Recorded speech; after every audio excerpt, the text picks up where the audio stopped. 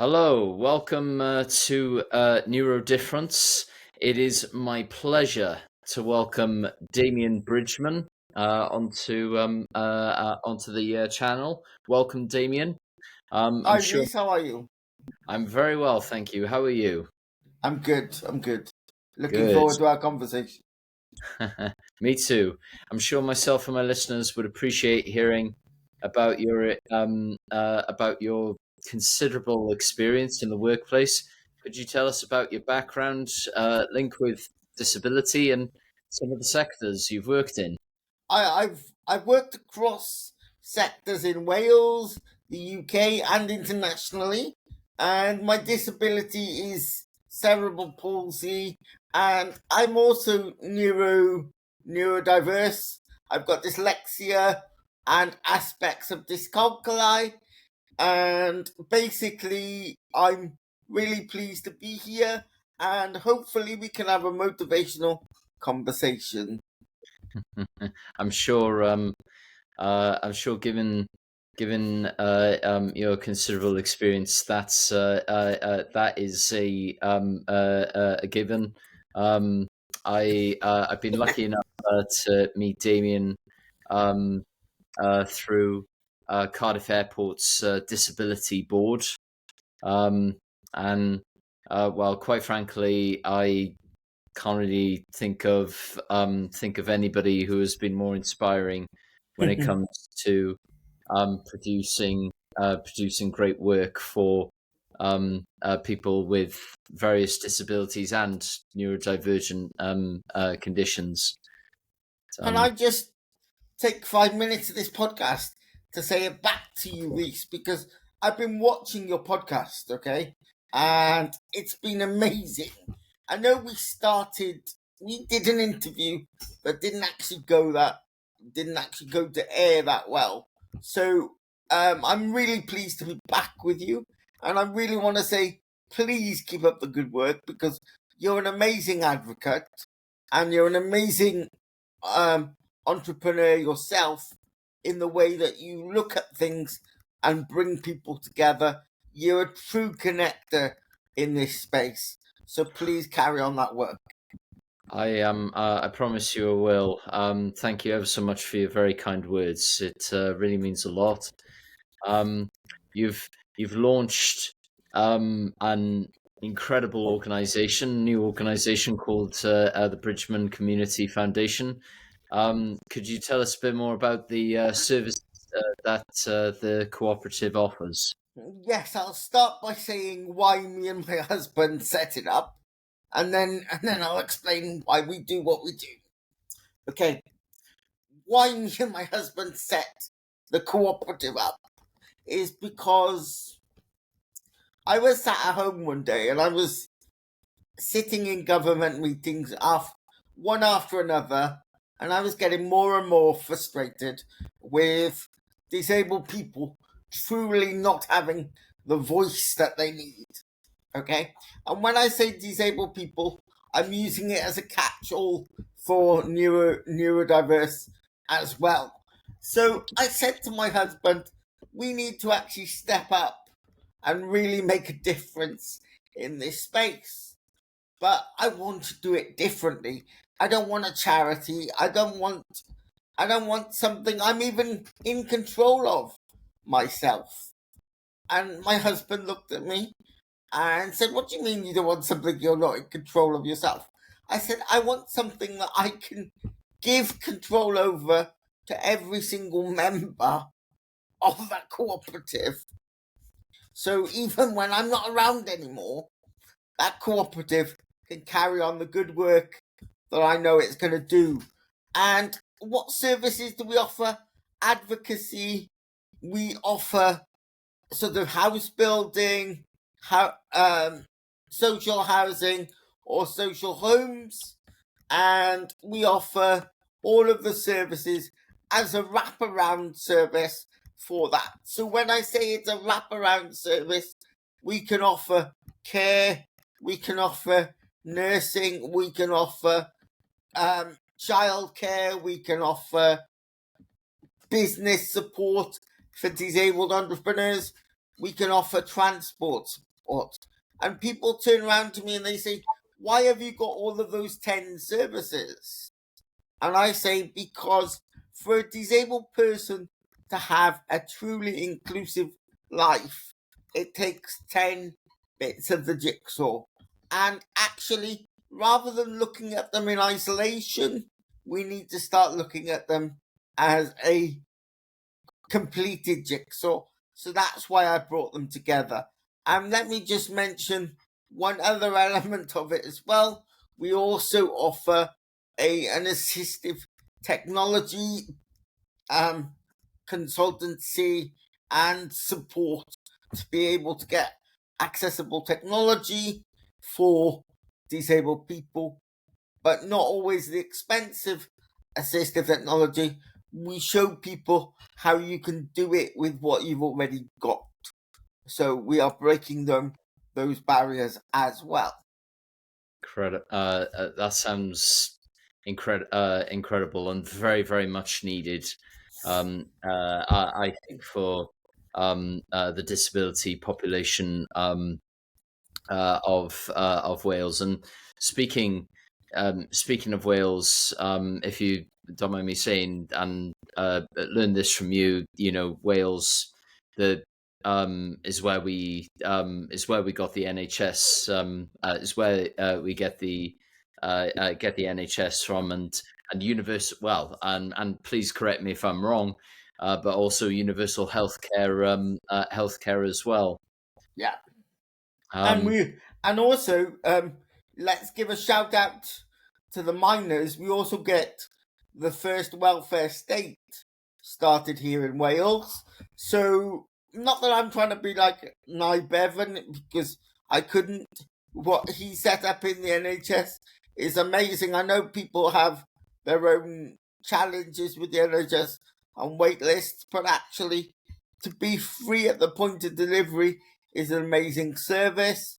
And all I want in this cooperative, which I've set up with my husband, as I said, is for us to think about disability in a slightly different way.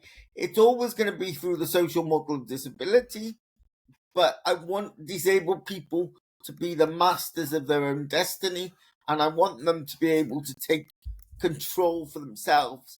Because I realise, without getting too academic about it, if we don't give disabled people control and autonomy in their own lives, it can lead to other health-related issues, such as mental health-related issues and stigma and isolation. So therefore, the foundation wants to be inclusive to everybody. So when I also say that, you don't necessarily have to have a clinical diagnosis of a disability, as long as you as an individual see yourself as somebody with a disability. My organisation, along with my team, will help you, because again, universal basic income and all of that can only be done if we basically allow people to take control for themselves. Of course, and so important as well, that element of supporting people, especially if they don't have a diagnosis. And obviously, in the UK, diagnosis wait lists can be just so long, especially nowadays. Yeah. So, how big of an impact do you see the foundation making for people with disabilities in Wales? When we keep focusing on Wales, I understand why we keep focusing on Wales, but I just want to say this one thing. This foundation was birthed in Wales, but it will be for the world. So when you ask me what type of impact I'll have, all I hope I'll have is, I hope one day someone will come up to me and say, you helped change my life. And you might say, well, actually, that's only one individual. but I'll say that's all I'm doing it for. Because if I thought about massive change as a co-CEO with my husband of an organization like this, it would absolutely scare me. So I have to take it one step at a time and one change at a time. But coming back to the question, I hope we will change it for the global family of disability.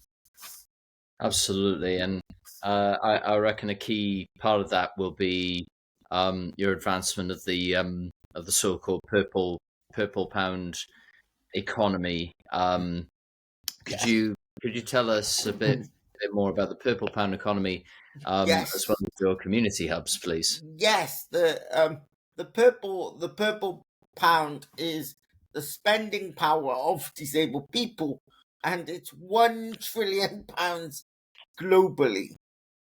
Okay, but if you're a business at the moment, you don't understand the value of that purple pound.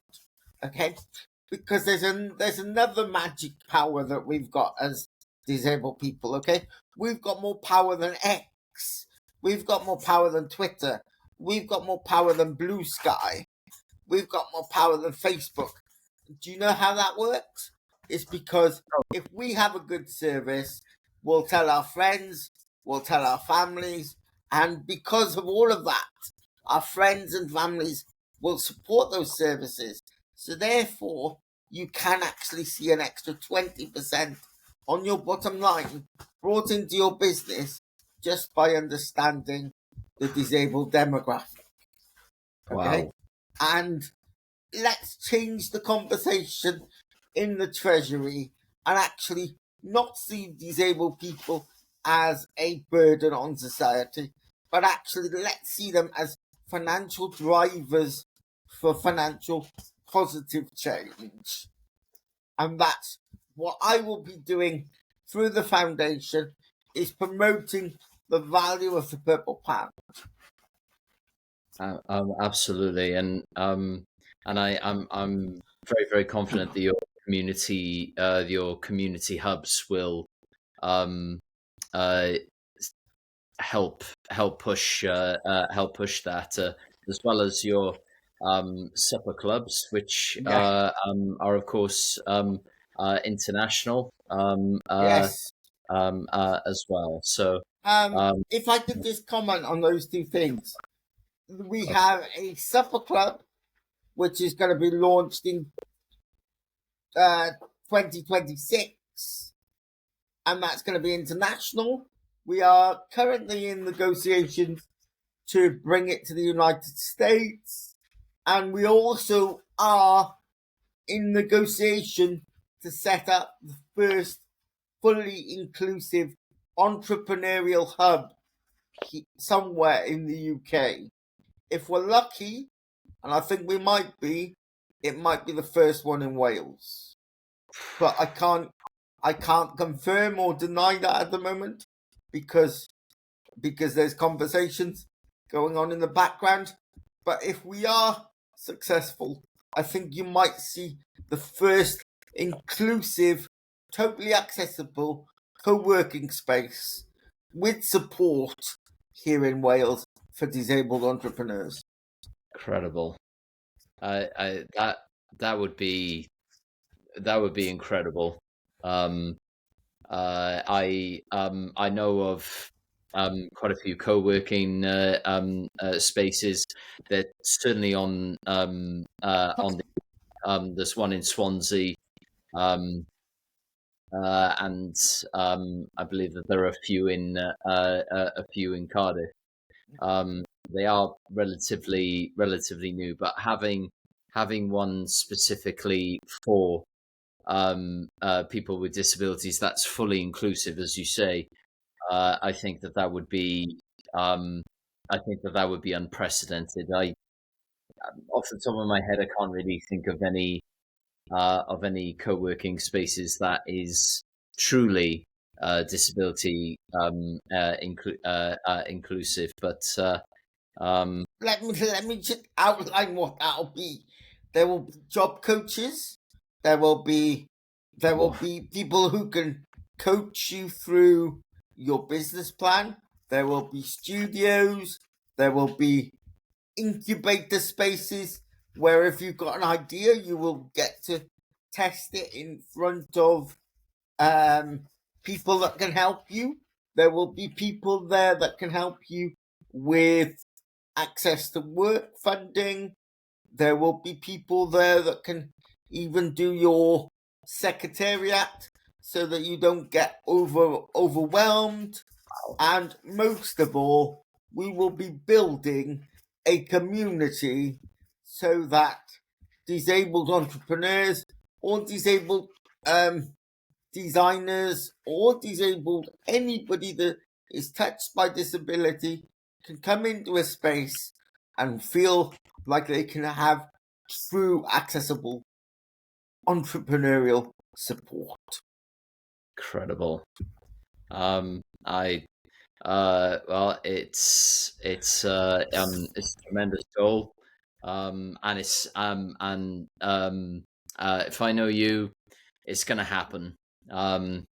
So what advice would you give to other neurodivergent or disabled people looking to set up services or advancing existing services themselves? Don't try and do it in isolation. Make a team around yourself, because everybody thinks entrepreneurial journey is a single journey. It's not a single journey. It's a journey of many. Because if I didn't have a really strong black book or a very strong personal brand, I wouldn't be able to have some of the conversations I've had. But those conversations have allowed me to build people that I can now call upon to help me do the things that I cannot do. It's not about, I need to do everything myself. It's about, let me find the best person that can do this part of the jigsaw, and I will bring them together and I will make that difference.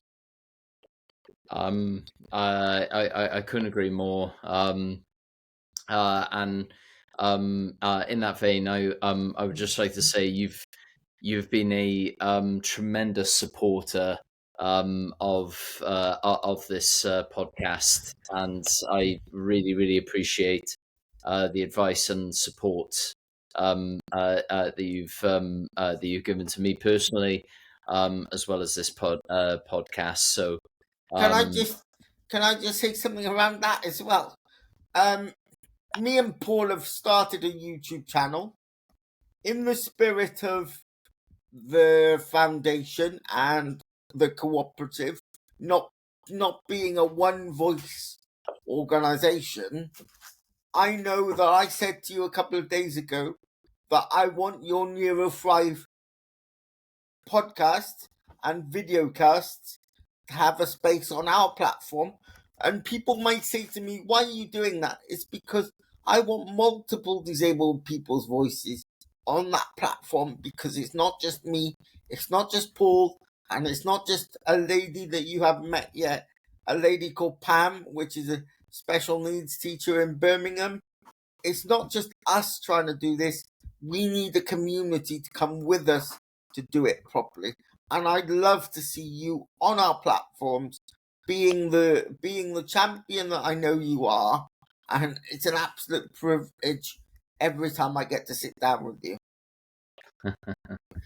Well, thank you very much for that opportunity, and thanks for coming on to this platform. You're always welcome, and you and Paul are always welcome. I really look forward to hopefully advancing the platform. Just like to say to everybody watching this, please follow Bridgman Community Foundation on LinkedIn and on YouTube as well. Link to Damian's to the YouTube channel will be in the video description, and I encourage everybody watching this podcast to check it out. And Damian, a week after it goes live on your platform, we're happy to carry it on ours. So there you get two slices of two different audiences. absolutely. Damian, thank you ever so much for coming on the podcast. Before we go, have you got much coming up at the moment? I make it a point that whenever somebody comes on the podcast, like other YouTube channels, I always ask what somebody's got coming up.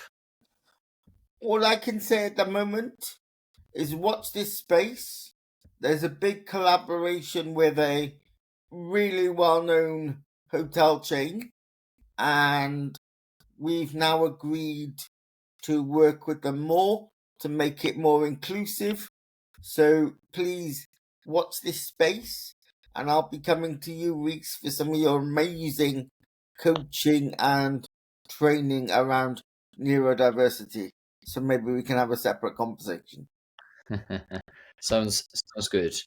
I'll conclude this podcast by saying thank you once again for coming on, and thank you to everybody who's tuned in to listen. And we shall see you next time on Neurodifference and the Bridgman Community Foundation. Take care, all, and I will and we'll chat to you soon. Look after yourself. Diolch, Rhys, for your support. Thank you. Yeah. And